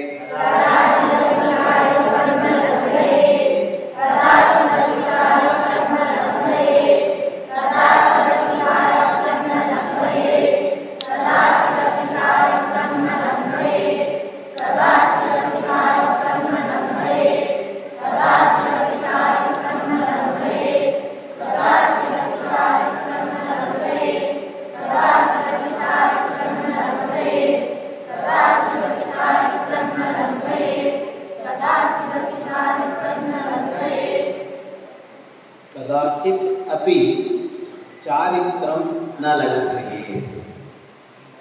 ಚಾರಿತ್ರ್ಯವನ್ನ ಮುರಿಯಬಾರದು ಅಂತ ಹೇಳೋ ಸೂತ್ರ. ಚಾರಿತ್ರ್ಯ ಅಂದ್ರೆ ಏನು ಅಂತ ಅಂದ್ರೆ ಒಳ್ಳೆಯ ನಡವಳಿಕೆ, ಅದನ್ನು ಚೌಕಟ್ಟು. ಆ ಚೌಕಟ್ಟನ್ನು ಮೀರಬಾರದು. ಪ್ರತಿ ವ್ಯಕ್ತಿನೂ ತನಗೊಂದು ಚೌಕಟ್ಟು ಹಾಕ್ಕೊಳ್ಬೇಕು. ಇಷ್ಟರೊಳಗೆ ಇರ್ತೀನಿ ನಾನು, ಇಷ್ಟರೊಳಗೆ ಇರ್ತೀನಿ ಅಂತ ಅಂದರೆ ನಾನು ಸುಳ್ಳು ಹೇಳಲ್ಲ, ನಾನು ಮೋಸ ಮಾಡಲ್ಲ, ನಾನು ದ್ರೋಹ ಮಾಡಲ್ಲ, ಯಾರಿಗೂ ವಿಶ್ವಾಸಘಾತ ಮಾಡಲ್ಲ, ಯಾರದ್ದನ್ನು ಕಿತ್ತುಕೊಳ್ಳಲ್ಲ ಅಂತ ಒಂದಿಷ್ಟು ನಿಯಮಗಳನ್ನು ಹಾಕೊಂಡು ಬದುಕಬೇಕು. ಪ್ರತಿ ವ್ಯಕ್ತಿನೂ ಯಾವ ಕಾರಣಕ್ಕೂ ಇವುಗಳನ್ನು ಮುರಿಬಾರದು. ಎಂಥದೇ ಸಂದರ್ಭ ಬಂದರೂ ಇವುಗಳನ್ನು ಮುರಿಬಾರದು. ಈಗ ಸತ್ಯ ಹೇಳಬೇಕು ಅಂತ ಅಂದರೆ ಎಂಥ ಸನ್ನಿವೇಶದಲ್ಲೂ ಸತ್ಯ ಹೇಳಬೇಕು. ಇದೊಂದು ಪರವಾಗಿಲ್ಲ ಅಂತ ಬಿಡಬಾರದು. ನಮ್ಮ ನಡವಳಿಕೆಗಳಿದೆಯಲ್ಲ ಅದನ್ನು ಶುದ್ಧವಾಗಿಟ್ಕೋಬೇಕು. ಅದನ್ನು ಹಾಗೆ ಇಟ್ಕೊಳ್ಳದೆ ಇದ್ರೆ ಏನಾಗುತ್ತೆ ಅಂತ ಅಂದರೆ ಯಾರೂ ನಮ್ಮನ್ನು ನಂಬೋಕ್ಕಾಗಲ್ಲ. ಇವನು ಇಂಥವನು ಅಂತ ಇದ್ದರೆ ನಮ್ಮನ್ನು ನಂಬುತ್ತಾನೆ. ಇವನು ಇವತ್ತು ಒಂಥರ ಇರ್ತಾನೆ, ನಾಳೆ ಒಂಥರ ಇರ್ತಾನೆ, ಇವನನ್ನು ವಿಶ್ವಾಸ ಪಡೋ ಹಾಗಿಲ್ಲ, ಇವನೇನು ಹೇಳ್ತಾನೋ ಅದನ್ನು ನಂಬೋಕ್ಕಾಗಲ್ಲ ಅಂತ ಅನ್ನಿಸಿದರೆ ನಮ್ಮ ಜೊತೆಗೆ ಯಾರೂ ಕೂಡ ಬದುಕೋಲ್ಲ. ನಮಗೆ ಯಾರೂ ನಮ್ಮ ಕೆಲಸಗಳಿಗೆ ಜೊತೆಯಾಗೋಲ್ಲ. ನಮ್ಮ ಜೊತೆಗೆ ಜನ ಇರಬೇಕು ಅಂತ ಅಂದರೆ ಅವರಿಗೇನು ಉಂಟು ಮಾಡಬೇಕು ಅಂದರೆ ನಮ್ಮ ಬಗ್ಗೆ ನಂಬಿಕೆ ಬರೋ ಹಾಗೆ ಮಾಡಬೇಕು. ನಂಬಿಕೆ ಬರೋದು ಯಾವುದರಲ್ಲಿ ಅಂದರೆ ನಮ್ಮ ಚಾರಿತ್ರ್ಯದ ಮೇಲೆ. ಇವನ ನಡವಳಿಕೆ ಹೇಗಿದೆ, ನನ್ನ ಎಂದೂ ಮೀರದೇ ಬದುಕುತ್ತಾನೆ ಅಂತ ಅನಿಸಿದರೆ ಅವರು ಯಾವ ಅನುಮಾನವೂ ಇಲ್ಲದೆ ನಮ್ಮ ಜೊತೆಗೆ ಬೆರೀತಾರೆ, ನಮ್ಮ ಕೆಲಸಕ್ಕೆ ನೆರವು ಕೊಡ್ತಾರೆ. ಇಲ್ಲ ಅಂದರೆ ನಾವು ವ್ಯಕ್ತಿಗಳನ್ನು ಕಳೆದುಕೊಳ್ತೀವಿ. ಮುಂದಿನ ಸೂತ್ರಕ್ಕೆ ಹೋಗೋಣ. ಪ್ರಾಣಾದಪಿ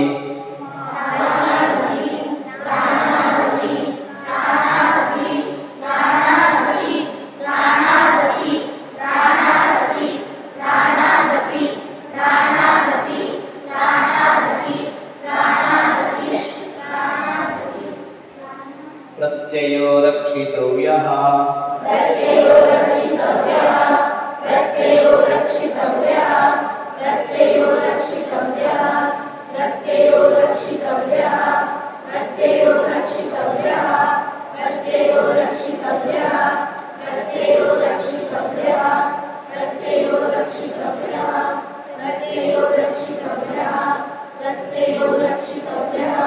ಪ್ರಾಣಾದಪಿ ಪ್ರತ್ಯಯೋ ರಕ್ಷಿತವ್ಯಃ.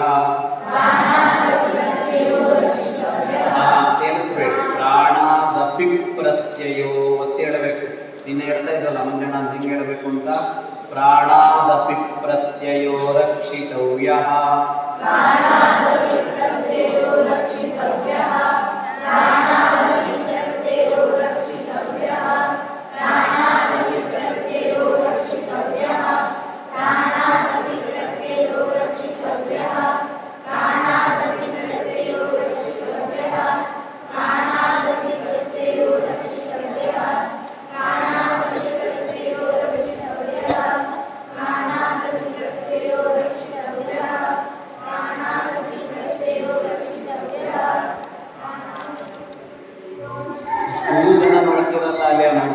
ಇಷ್ಟು ಜನ ಎಳಿತಾ ಇದ್ದಾನಲ್ಲ, ಅವನ ಸಾಮರ್ಥ್ಯ ಆದರೂ ಏನಿರ್ಬೋದು. ಪ್ರಾಣ ಅಪಿ ಪ್ರತ್ಯಯ ರಕ್ಷಿತವ್ಯ. ಪ್ರತ್ಯಯ ಅಂದರೆ ನಂಬಿಕೆ, ವಿಶ್ವಾಸ. ಪ್ರಾಣ ಕೊಟ್ಟಾದರೂ ವಿಶ್ವಾಸ ಉಳಿಸಿಕೊಳ್ಳಬೇಕು. ಜನ ಮೇಲಿನ ಸೂತ್ರ ಇದೆಯಲ್ಲ ಅದರ ಒಂದು ಭಾಗವನ್ನು ಹೇಳುತ್ತೆ. ನಮ್ಮನ್ನು ನಂಬಬೇಕು. ನಮ್ಮ ಪಕ್ಕದಲ್ಲಿರೋರು, ನಮ್ಮ ಜೊತೆಗಿರೋರೆಲ್ಲ ನಮ್ಮನ್ನು ನಂಬಬೇಕು. ಇವನೇನು ಮಾಡೋಲ್ಲ. ಯಾರಾದರೂ ನಮ್ಮ ಪಕ್ಕದಲ್ಲಿ ಮನೆಗೆ ನಿದ್ರೆ ಮಾಡ್ತಾ ಇದ್ದಾರೆ ಅಂದರೆ ಅವ್ರಿಗೆ ನಮ್ಮ ಮೇಲೆ ಒಂದು ನಂಬಿಕೆ ಇದೆ. ಏನು ನಂಬಿಕೆ ಅದು? ನಾನು ಮಲಗಿದಾಗ ನನ್ನ ತಲೆ ಮೇಲೆ ಚಪ್ಪಡಿ ಹೇಳೋದಾಕಲ್ಲ ಅಂತ ಒಂದು ನಂಬಿಕೆ ಇದೆ. ಅದಕ್ಕೆ ಅಲ್ವಾ ಸುಮ್ಮನೆ ಮಲಗಿರೋದು. ಈ ಥರ ವಿಶ್ವಾಸವನ್ನು ಗಳಿಸ್ಕೋಬೇಕು. ನಮ್ಮ ಸುತ್ತ ಇರೋರು ನಮ್ಮನ್ನು ನಂಬುವಂತೆ ಇರಬೇಕು. ಏನೋ ಮಾಡಿಬಿಡ್ತಾನೆ, ಅವನು ಮೋಸ ಮಾಡಿಬಿಡ್ತಾನೆ ಅಂತ ಇರಬಾರ್ದು. ಆದರೆ ವಿಶ್ವಾಸ ಗಳಿಸ್ಕೊಳ್ಳೋದು ಸುಲಭ, ಕಷ್ಟ ಯಾವುದು? ವಿಶ್ವಾಸ ಉಳಿಸ್ಕೊಳ್ಳೋದು. ವಿಶ್ವಾಸ ಉಳಿಸ್ಕೊಳ್ಬೇಕು ಅಂದರೆ ನಾವು ತುಂಬ ತ್ಯಾಗ ಮಾಡಬೇಕಾಗುತ್ತೆ. ಎಷ್ಟೋ ಸಲ ಈ ಸೂತ್ರದಲ್ಲಿ ಚಾಣಕ್ಯ ಹೇಳ್ತಾನೆ, ಪ್ರಾಣ ಕೊಟ್ಟಾದರೂ ನಂಬಿಕೆ ಉಳಿಸ್ಕೋಬೇಕು ಅಂತ. ಅದರರ್ಥ ಪ್ರಾಣ ಕೊಡಬೇಕು ಅಂತಲ್ಲ, ಪ್ರಾಣ ಅನ್ನೋದು ಎಲ್ಲದಕ್ಕಿಂತ ಮುಖ್ಯ ನಮಗೆ ಅಲ್ವಾ. ಎಲ್ಲದಕ್ಕಿಂತ ಮುಖ್ಯ ಇರೋದು ಪ್ರಾಣ. ಪ್ರಾಣ ಕೊಟ್ಟಾದರೂ ಅಂದರೆ ಪ್ರಾಣದಷ್ಟೇ ಮುಖ್ಯ ಯಾವುದು? ನಂಬಿಕೆ ಉಳಿಸ್ಕೊಳ್ಳೋದು. ನಂಬಿಕೆಗೆ ದ್ರೋಹ ಮಾಡಬಾರದು, ವಂಚನೆ ಮಾಡಬಾರದು, ಮೋಸ ಮಾಡಬಾರದು, ಕಳ್ಳತನ ಮಾಡಬಾರದು. ಮುಂದಿನ ಸೂತ್ರಕ್ಕೆ ಹೋಗೋಣ. ಬಾಲಾದಪಿ ಯುಕ್ತಮರ್ಥಂ ಶೃಣುಯಾತ್.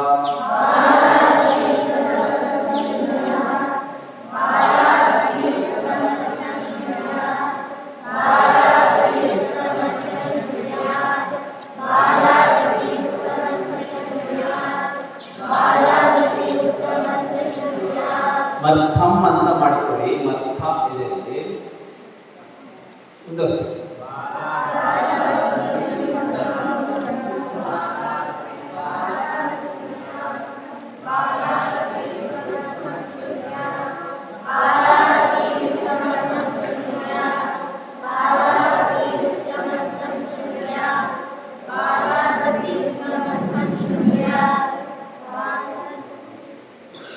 ಬಾಲ ಅಪಿ ಯುಕ್ತಂ ಅರ್ಥಂ ಶೃಣುಯಾತ್. ಸಣ್ಣ ಮಗು ಆದರೂ ಕೂಡ ಅವನು ಸರಿಯಾದದ್ದನ್ನ ಹೇಳಿದರೆ ಕೇಳಬೇಕು ಅಂತ ಹೇಳುತ್ತೆ. ಒಳ್ಳೆಯದನ್ನ ದೊಡ್ಡವರೇ ಹೇಳಬೇಕು ಅಂತ ಇಲ್ಲ. ದೊಡ್ಡವರಿರಲಿ ಚಿಕ್ಕವರಿರಲಿ ಸರಿಯಾದದ್ದನ್ನು ಯಾರು ಹೇಳಿದ್ರು ಕೇಳಬೇಕು. ಬಾಲ ಅಪಿ ಯುಕ್ತಂ ಅರ್ಥಂ ಅಂತ ಒಂದು ಮಾತು ಬಂದರೆ, ಒಂದು ಮಾತು ಹೇಳಿದರೆ ಯಾರು ಹೇಳಿದ್ರು ಅನ್ನೋದ್ರ ಮೇಲಲ್ಲ ಅದಕ್ಕೆ ಬೆಲೆ. ಅದಕ್ಕೆ ಬೆಲೆ ಯಾವುದ್ರ ಮೇಲೆ? ಆ ಮಾತು ಸರಿ ಇದೆಯಾ ಅಂತ. ಸಾಧಾರಣ ನಾವೇನ್ ಮಾಡ್ತೀವಿ, ದೊಡ್ಡವರು ಹೇಳಿದ್ರೆ ಸರಿ, ಸಣ್ಣವ್ರು ಹೇಳಿದ್ರೆ ತಪ್ಪು ಅಂತ ಇರ್ತೀವಿ. ಎಷ್ಟೋ ಸಲ ಮನೆಯಲ್ಲಿರೋ ಮಕ್ಕಳೇ ತುಂಬಾ ಸರಿಯಾದದ್ದನ್ನು ಹೇಳಿರ್ತಾರೆ, ನಾವು ನಿರ್ಲಕ್ಷ್ಯ ಮಾಡ್ತೀವಿ. ಹಾಗಾಗಿ ಒಳಿತು ಎಲ್ಲಿಂದ ಬಂದರೂ ಸ್ವೀಕರಿಸಿ, ಸರಿಯಾದದ್ದು ಎಲ್ಲಿಂದ ಬಂದರೂ ಸ್ವೀಕಾರ ಮಾಡಿ. ಯಾರು ಹೇಳಿದರು ಅಂತ ಇಲ್ಲ, ಯಾವ ಗಿಡದಲ್ಲಿ ಬಿಟ್ಟಿತು ಅನ್ನೋದ್ರ ಮೇಲಲ್ಲ. ಹೂ ಚೆನ್ನಾಗಿದೆಯಾ ಇಲ್ವಾ ನೋಡಿ. ಹೂವಿಗೆ ಪರಿಮಳ ಇದೆಯಾ, ಹೂವಿಗೆ ಆಕಾರ ಇದೆಯಾ, ಹೂವಿಗೆ ಬಣ್ಣ ಇದೆಯಾ, ಅದನ್ನು ನಾವು ತಗೋತೀವಿ. ಆದರೆ ಗಿಡ ಚೆನ್ನಾಗಿದೆಯಾ ಅಂತೆಲ್ಲ ನೋಡೋದು. ಬಹಳ ದೊಡ್ಡ ಗಿಡನ, ಮರದಲ್ಲಿ ಹೂ ಬಿಡ್ತಾ ಅಂತಿಲ್ಲ, ಬಳ್ಳಿಗಾದ್ರೂ ಹೂ ಬಿಡ್ಲಿ, ಪುಟ್ಟ ಗಿಡದಲ್ಲಾದ್ರೂ ಹೂ ಬಿಡ್ಲಿ ಅಲ್ವಾ, ಮರದಲ್ಲಾದ್ರೂ ಹೂ ಬಿಡ್ಲಿ, ನಮಗೆ ಅದು ಮುಖ್ಯ ಅಲ್ಲ. ಮುಖ್ಯ ಯಾವುದು? ವಸ್ತು ಹೇಗಿದೆ, ಹೂ ಹೇಗಿದೆ ಅಂತ ಮುಖ್ಯ. ಮರದಲ್ಲಿ ಬಿಡೋ ಹೂವೆಲ್ಲ ನಮ್ಗೆ ಸ್ವೀಕಾರ ಆಗಲ್ಲ, ದೇವರಿಗೆ ಹಾಕಲ್ಲ, ಅದನ್ನ ನಾವು ಮುಡಿದುಕೊಡಲ್ಲ. ಬಹಳ ದಪ್ಪ ಇದೆ, ಬಹಳ ಎತ್ತರದಲ್ಲಿದೆ, ಇದರಲ್ಲಿ ಹೂ ಬಿಟ್ಟಿದೆ, ಹಾಗಾಗಿ ಇದು ಶ್ರೇಷ್ಠ ಅಂತ ಇಲ್ಲ. ಹಾಗಾಗಿ ವಯಸ್ಸಾಗಿದೆ, ಹುಟ್ಟಿ ಬಹಳ ವರ್ಷ ಆಗಿದೆ ಇವರು, ಹಾಗಾಗಿ ಇವರು ದೊಡ್ಡವರು, ಇವರು ಹೇಳಿದ್ದನ್ನ ಒಪ್ಪಬೇಕು ಅಂತ ಇರೋಲ್ಲ. ಬೆಳೀತಾ ಬೆಳೀತಾ ಏನನ್ನು ಕಲಿಬೇಕು ಅಂದ್ರೆ ದೊಡ್ಡವರನ್ನು ಗೌರವಿಸಬೇಕು, ದೊಡ್ಡವರನ್ನು ಅಗೌರವಿಸಬೇಕು ಅಂತಲ್ಲ. ಆದರೆ ವಿಷಯ ಸರಿಯಾ ತಪ್ಪ ಅಂತ ನೋಡಿ ಅದನ್ನು ಸ್ವೀಕಾರ ಮಾಡೋದನ್ನು ಅಭ್ಯಾಸ ಮಾಡಬೇಕು. ಯಾರನ್ನು ಅಸಡ್ಡೆ ಮಾಡೋ ವಿಷಯ ಅದು. ಆದರೆ ಯಾರೋ ಹೇಳಿದ್ರು ಅಂತ ಒಪ್ಪೋದಲ್ಲ, ಯಾರೋ ಹೇಳಿದ್ರು ಅಂತ ಒಪ್ಪದೆ ಇರೋದು ಅಲ್ಲ. ಬಾಲಾದಪಿ ಯುಕ್ತಂ ಅರ್ಥಂ ಶೃಣುಯಾತ್. ಮುಂದಿನ ಸೂತ್ರಕ್ಕೆ ಹೋಗೋಣ. ನಾಲ್ಪದೋಷಾತ್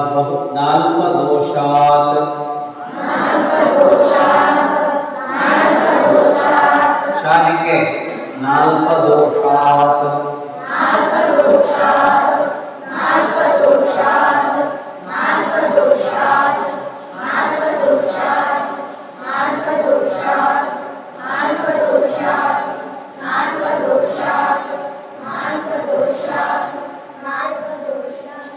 ಬಹುಗುಣಾಸ್ತ್ಯಜ್ಯಂತೆ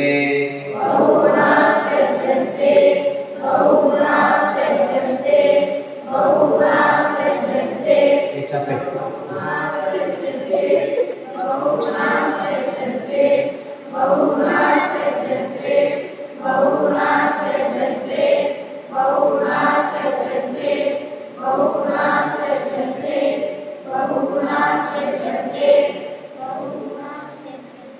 ನಾಲ್ಪದೋಷಾತ್ ಬಹುಗುಣಾಸ್ತ್ಯಜ್ಯಂತೆ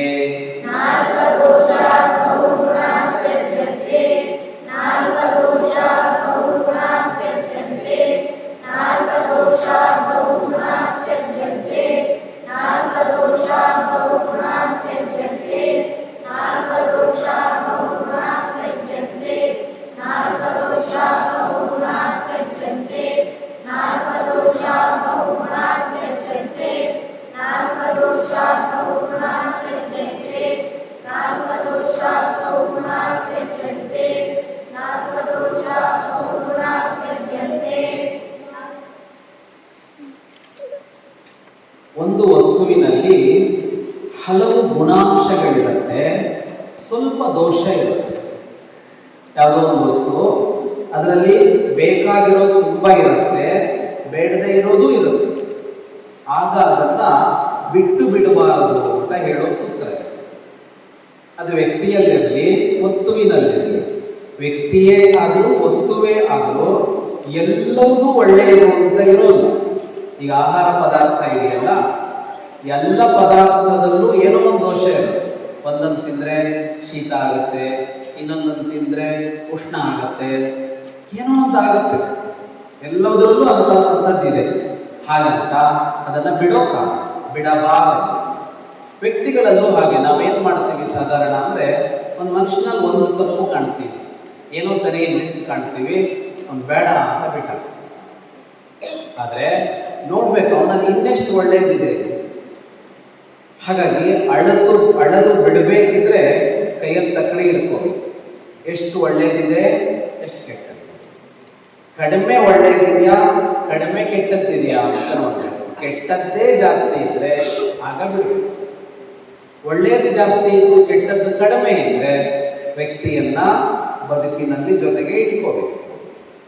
ವಸ್ತುಗಳನ್ನು ಹಾಗೆ ಅಲ್ಪದೋಷ ಬಹುಗುಣ, ಅಲ್ಪದೋಷ ಬಹುಗುಣ. ಈಗ ಉದಾಹರಣೆಗೆ ಮೊಬೈಲ್ ಇದೆ ಅಂತ ನಿಮಗೆಲ್ಲ ಬೈತಾ ಇರ್ತಾರೆ, ದೊಡ್ಡವರಿಗೂ ಬೈತಾ ಇರ್ತಾರೆ, ಮೊಬೈಲ್ ಬೀಳು, ಮೊಬೈಲ್ ಹಿಡ್ಕೊಂಡೇ ಇರೋದು ಅಂತ. ಹಾಗಿದ್ರೆ ಮೊಬೈಲೆಲ್ಲ ಬ್ಯಾನ್ ಮಾಡಿಬಿಡ್ಬೋದಲ್ಲ ಅಂತ ಅಂದರೆ ಆಗೋದು. ಯಾಕೆ? ಅದರಲ್ಲಿ ಬಹುಗುಣ ಇದೆ. ಮೊಬೈಲಲ್ಲಿ ತುಂಬ ಅನುಕೂಲ ಇದೆ. ಅದರಲ್ಲಿ ಎಲ್ಲವೂ ಅನುಕೂಲ ಇದೆಯಾ? ಇಲ್ಲ, ಒಂದಿಷ್ಟು ದೋಷನೂ ಇದೆ. ಹಾಗೇನು ಮಾಡಬೇಕಾಗತ್ತೆ ನಾವು? ಯಾವುದು ದೋಷವೋ ಅದು ನಮ್ಮ ಮೇಲೆ ಪರಿಣಾಮ ಬೀರದೇ ಇರೋ ಥರ ಲಾಭ ಮಾತ್ರ ಆಗೋ ಥರ ಮಾಡಬೇಕಾಗತ್ತೆ. ನಮ್ಮಲ್ಲಿ ಅಡಿಗೆ ಮಾಡ್ತಾರಲ್ಲ, ನಮ್ಮ ಪ್ರಾಚೀನ ಅಡಿಗೆ ಕ್ರಮದಲ್ಲಿ ಹೆಂಗಿರುತ್ತೆ ಅಂದರೆ, ಒಂದು ಅಡಿಗೆ ಪ್ರತಿ ಪದಾರ್ಥ ಮಾಡುವಾಗಲೂ ಅದರ ಜೊತೆಗೆ ಏನು ಹಾಕಬೇಕು ಅಂತ ಒಂದು ಕಾಂಬಿನೇಷನ್ ಇರುತ್ತೆ. ಹೊಸ ಅಡಿಗೆ ಮಾಡುವಾಗ, ರೆಸಿಪಿಗಳನ್ನು ಸೃಷ್ಟಿ ಮಾಡುವಾಗ ನಾಲಿಗೆಗೆ ಯಾವುದು ರುಚಿ ಆಗುತ್ತೋ ಅದನ್ನು ಮಾತ್ರ ರೆಸಿಪಿನಲ್ಲಿ ಸಿದ್ಧ ಮಾಡ್ತಾರೆ. ಅದೇ ನಮ್ಮ ಪ್ರಾಚೀನ ಕ್ರಮದಲ್ಲಿ ಹೆಂಗಿರುತ್ತೆ ಅಂದರೆ, ಇದರದ್ದು ಮಾಡಿದರೆ ಇದಕ್ಕೆ ಇನ್ನೇನೋ ಒಂದು ಹಾಕಬೇಕು ಅಂತ, ಈ ತರಕಾರಿಯಿಂದ ಮಾಡಿದರೆ ಇದಕ್ಕೆ ಜೀರಿಗೆ ಹಾಕಬೇಕು, ಇದನ್ನು ಮಾಡಿದರೆ ಇದಕ್ಕೆ ಮೆಂತೆ ಹಾಕಬೇಕು ಅಂತೆಲ್ಲ ಒಂದು ಕ್ರಮ ಇರುತ್ತೆ. ಅದು ಯಾಕೆ ಅಂದರೆ ಇದರಲ್ಲಿ ಇರೋ ದೋಷನ ಅದು ಹಿಂದೆ ಇರೋ ಥರ ಮಾಡ್ತಾರೆ, ಅದನ್ನು ಸೇರಿಸ್ಕೊಳ್ಬೇಕಾಗುತ್ತೆ. ಹಾಗೆಯೇ ಬೇರೆ ವಿಷಯಗಳಲ್ಲೂ, ವ್ಯಕ್ತಿಯ ವಿಷಯಗಳಲ್ಲೂ, ವಸ್ತುವಿನ ವಿಷಯಗಳಲ್ಲೂ ಕೂಡ ಅಲ್ಪ ದೋಷ ಮತ್ತು ಬಹುಗುಣ ಇರೋದನ್ನು ಆಯ್ಕೆ ಮಾಡ್ಕೋಬೇಕು. ಮೇಲೊಂದು ಸೂತ್ರ ಬಂತು, ಬಹುಗುಣಪಿ ಗುಣ ಏಕದೇಶೋ ಗ್ರಸತಿ ಅಂತ. ಜನ ಏನು ಮಾಡ್ತಾರೆ ಸಾಧಾರಣವಾಗಿ, ಒಂದು ತಪ್ಪು ಕಂಡ್ರೂ ಇದು ಬೇಡ ಅಂತ ಎಸಿತಾರೆ ಅಂತ ಸೂತ್ರ ಹೇಳುತ್ತೆ. ಈ ಸೂತ್ರ ಏನು ಹೇಳ್ತಾ ಇದೆ? ಹಾಗೆ ಮಾಡಬಾರ್ದು. ಆ ಸೂತ್ರ ಹೇಳಿದ್ದು, ನೋಡು, ನಿನ್ನಲ್ಲಿ ಒಂದು ತಪ್ಪಿದ್ರೂ ಜನ ನಿನ್ನನ್ನು ಕೈ ಬಿಡ್ತಾರೆ, ಒಂದೂ ತಪ್ಪಿಲ್ಲದಂತೆ ನಿನ್ನನ್ನು ನೀನು ರೆಡಿ ಮಾಡ್ಕೋ ಅಂತ ಹೇಳ್ತಾರೆ. ಈ ಸೂತ್ರ ಏನು ಹೇಳ್ತಾ ಇದೆ? ಹಾಗೆ ಮಾಡ್ಕೊಳಕ್ಕಾಗದೇ ಇರ್ಬೋದು ಅವನಿಗೆ, ಆ ದೋಷವನ್ನು ಕಳ್ಕೊಳ್ಳೋಕ್ಕಾಗದೇ ಇರ್ಬೋದು ಅವನಿಗೆ, ಅದೊಂದು ಸ್ವಭಾವದಲ್ಲಿ ಇದ್ದಿರ್ಬೋದು. ಆಗ ಏನು ಮಾಡಬೇಕು? ಅವನನ್ನು ಬಿಡುವಂತಿಲ್ಲ, ಆ ವಸ್ತುವನ್ನು ಬಿಡುವಂತಿಲ್ಲ, ಬಳಸಬೇಕಾಗುತ್ತೆ. ಯಾವ ವಸ್ತುವಿನಲ್ಲೂ ಒಂದೇ ಒಂದು ದೋಷ ಇಲ್ಲ, ಒಂದೇ ಒಂದು ಕೆಡುಕಿಲ್ಲ ಅಂತ ಹೇಳೋಕ್ಕಾಗಲ್ಲ ಅನ್ಸುತ್ತೆ. ಮುಂದಿನ ಸೂತ್ರಕ್ಕೆ ಹೋಗೋಣ. ಸತಾಂ, ಕೆಟ್ಟದ್ದು ಒಳ್ಳೆಯದು ಎರಡೂ ಇರುತ್ತೆ. ನಿರ್ದೋಷ ನಿರ್ಗುಣ, ಎಲ್ಲದರಲ್ಲೂ ಒಂದಿಷ್ಟು ಒಳ್ಳೆಯದು ಒಂದಿಷ್ಟು ಕೆಟ್ಟದ್ದು ಇದ್ದೇ ಇರುತ್ತೆ. ಈಕ್ವಲ್ ಅಂತಿರಲ್ಲ, ಸಮಾನ ಅಂತಿರಲ್ಲ. ನೀನು ಹೆಂಗೆ ಲೆಕ್ಕ ಹಾಕಿ ಮುಗಿಸ್ತೀಯಾ? ಇಷ್ಟೆಲ್ಲ ಒಳ್ಳೆಯದಿದೆ, ಇಷ್ಟೆಲ್ಲ ಕೆಟ್ಟದ್ದಿದೆ ಅದರಲ್ಲಿ. ಸಮಾನವಾಗಿ ಇರಲ್ಲ, ಹೆಚ್ಚು ಕಡಿಮೆ ಇರುತ್ತೆ. ಇಲ್ಲಿ ಹಂಗೆ ಸಂಖ್ಯೆ ಮೇಲೆ ಹೇಳಲ್ಲ, ಹೆಚ್ಚು ಕಡಿಮೆ ಅಂತ ಅಷ್ಟೇ. ಅಷ್ಟು ಸಮಾನವಾದ ದೋಷ, ಸಮಾನವಾದ ಇದು ಅಂತ ಇರೋ ಸಾಧ್ಯತೆಗಳಿರಲ್ಲ. ಇದ್ದರೆ ಆ ಅಂಶ ಇದೆಯಲ್ಲ, ಅದರ ಮಹತ್ವ ಜಾಸ್ತಿ ಇದ್ದಿರಲಿ. ಕೌಂಟ್ ಮಾಡಿದೆ, 25 ಒಳ್ಳೆ ಗುಣ ಇದೆ ಇದರಲ್ಲಿ, 25 ಕೆಟ್ಟ ಗುಣ ಇದೆ ಅಂತ ನೀನು ಕೌಂಟ್ ಮಾಡಿದೆ ಅಂತ ಅನ್ಕೋ. ಕೌಂಟ್ನಲ್ಲಿ ಸಮಾನ ಆಯಿತು. ಆದರೆ ಆ 25ರಲ್ಲಿ ಇರೋ ಯಾವುದೋ ಇದು ತುಂಬ ಒಳ್ಳೆ ಗುಣ ಆದರೆ ನಿಮಗೆ ಅದು ಜಾಸ್ತಿ ಆಯಿತು. ಹಾಗಾಗಿ ಸಮಾನ ಅಂತ ಬರುತ್ತೆ. ಮುಂದಿನ ಹೋಗೋಣ. ಸತಾಂ ಮತಂ ನಾತಿಕ್ರಾಮೇತ್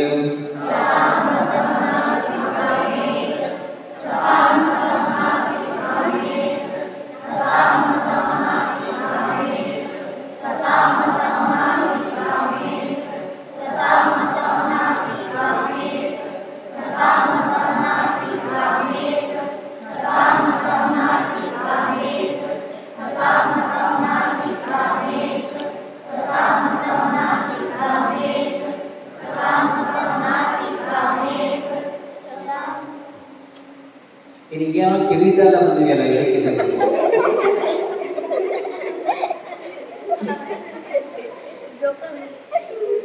ಸತಾ ಮತಂ ನ ಅತಿಕ್ರಾಮೇ. ಒಳ್ಳೆಯವರ ಅಭಿಪ್ರಾಯವನ್ನ ಮೀರಬಾರದು, ಸಜ್ಜನರ ಅಭಿಪ್ರಾಯವನ್ನ ಮೀರಬಾರದು. ಸಜ್ಜನರು ಅಂದ್ರೆ ಯಾರು? ಒಳ್ಳೆಯವರ ಅಭಿಪ್ರಾಯ ಇರುತ್ತಲ್ಲ, ಅದು ಒಳ್ಳೆಯದಾಗಿರುತ್ತೆ, ಸರಿಯಾದದ್ದಾಗಿರುತ್ತೆ. ಅದನ್ನ ಮೀರಿ ನಡೆದುಕೊಳ್ಳಬಾರದು. ಅವರು ಸಜ್ಜನರು ಅಂತ ಆಗೋದೇ ಯಾಕೆ ಅಂತ ಅಂದ್ರೆ, ಅವರಿಗೆ ಒಳ್ಳೆಯದು ಯಾವುದು ಅಂತ ಗೊತ್ತಿದೆ. ಒಳ್ಳೆಯದು ಯಾವುದು ಅಂತ ಗೊತ್ತಿರೋದ್ರಿಂದ ಅವರು ಆ ಒಳ್ಳೆಯ ನಡವಳಿಕೆ ಇಟ್ಕೊಂಡಿರ್ತಾರೆ. ಯಾವುದೆಲ್ಲ ಒಳ್ಳೆಯದು ಅದನ್ನೇ ಇಟ್ಕೊಂಡಿರ್ತಾರೆ, ಕೆಟ್ಟದ್ದು ಯಾವುದು ಅದನ್ನೆಲ್ಲ ಬಿಟ್ಟಿರ್ತಾರೆ. ಹಾಗಾಗಿ ಅವರ ಅಭಿಪ್ರಾಯ ಹೇಳುವಾಗಲೂ ಯಾವುದನ್ನು ಹೇಳ್ತಾರೆ? ಯಾವುದು ನಮಗೆ ಒಳ್ಳೆಯದೋ ಅದನ್ನೇ ಹೇಳ್ತಾರೆ. ಅದರಿಂದ ಯಾವ ಕಾರಣಕ್ಕೂ ಸಜ್ಜನರು ಒಂದು ಮಾತು ಹೇಳಿದ್ರೆ ಅವರ ಅಭಿಪ್ರಾಯವನ್ನು ಮೀರಿ ನಡೆದುಕೊಳ್ಳಬಾರದು. ಮುಂದಿನ ಸೂತ್ರ ಹೋಗೋಣ. ಉಪಕರ್ತರಿ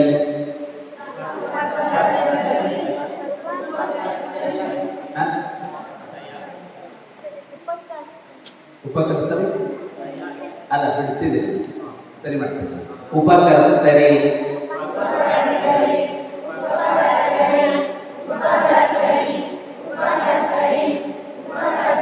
ಜೋರಾಗಿ.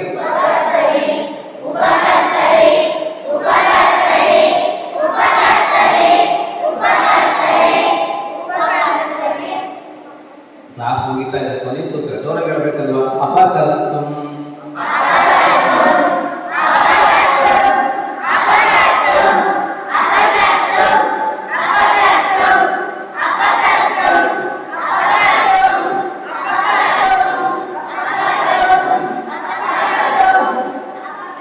ಇಚ್ಛತ್ಯ ಬುಧಃ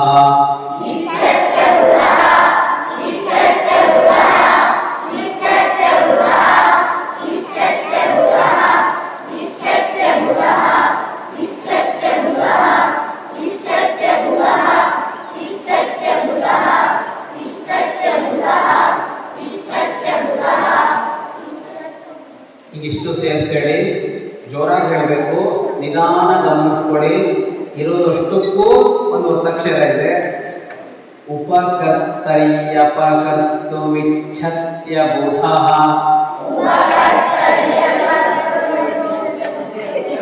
ಉಪಕರ್ತರ್ಯಪಕರ್ತುಮಿಚ್ಛತ್ಯ ಬುಧಃ. ಸರಿ ಹೇಳಿ.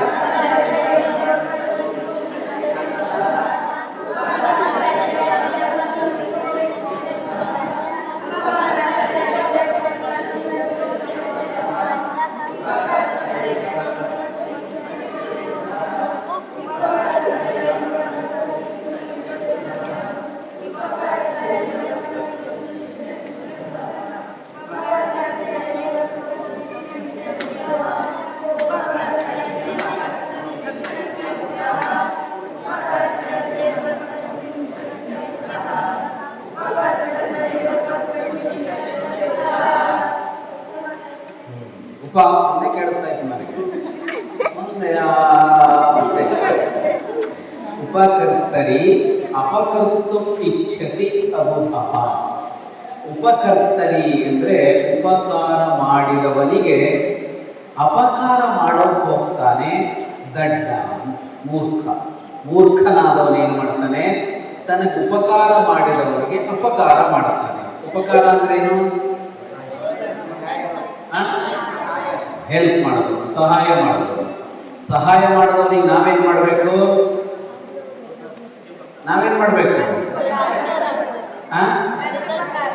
ಮತ್ತೆ ಅವರಿಗೆ ಸಹಾಯ ಮಾಡಬೇಕು, ಅವರಿಗೆ ಹೆಲ್ಪ್ ಮಾಡಬೇಕು. ಇದು ಬುದ್ಧಿವಂತರ ರೀತಿ. ಮೂರ್ಖರು ಹೆಂಗ್ ಮಾಡ್ತಾರೆ, ದಡ್ಡರು ಹೆಂಗ್ ಮಾಡ್ತಾರೆ? ಅವ್ರ ಹತ್ರ ಹೆಲ್ಪ್ ತಗೋತಾರೆ. ಅವ್ರಿಗೆ ಹೆಲ್ಪ್ ಬೇಕಿದ್ದಾಗ ಇವರು ಅವರಿಗೆ ಹೆಲ್ಪ್ ಮಾಡಲ್ಲ ಅಂತ ಮಾತ್ರ ಅಲ್ಲ, ಅವರಿಗೆ ಸಮಸ್ಯೆ ಆಗೋ ಥರ ಮಾಡ್ತಾರೆ, ಅಪಕಾರ ಮಾಡ್ತಾರೆ, ಅವರಿಗೆ ಕೆಟ್ಟದ್ದಾಗುವ ಹಾಗೆ ಮಾಡ್ತಾರೆ. ಏನನ್ನು ಮಾಡಬಾರದು? ಉಪಕಾರ ಮಾಡಿದವರಿಗೆ ಅಪಕಾರ ಮಾಡಬಾರದು. ಏನ್ ಮಾಡಬೇಕು? ಉಪಕಾರ ಮಾಡಿದವರಿಗೆ ಏನಂತಾರೆ? ಪ್ರತ್ಯುಪಕಾರ ಅಂತ. ಉಪಕಾರ ಮಾಡಿದವರಿಗೆ ನಾವು ವಾಪಸ್ ಮಾಡೋದು ಪ್ರತ್ಯುಪಕಾರ. ಉಪಕಾರ ಮಾಡಿದವರಿಗೆ ಏನ್ ಮಾಡಬೇಕು? ಉತ್ಸೋಣ.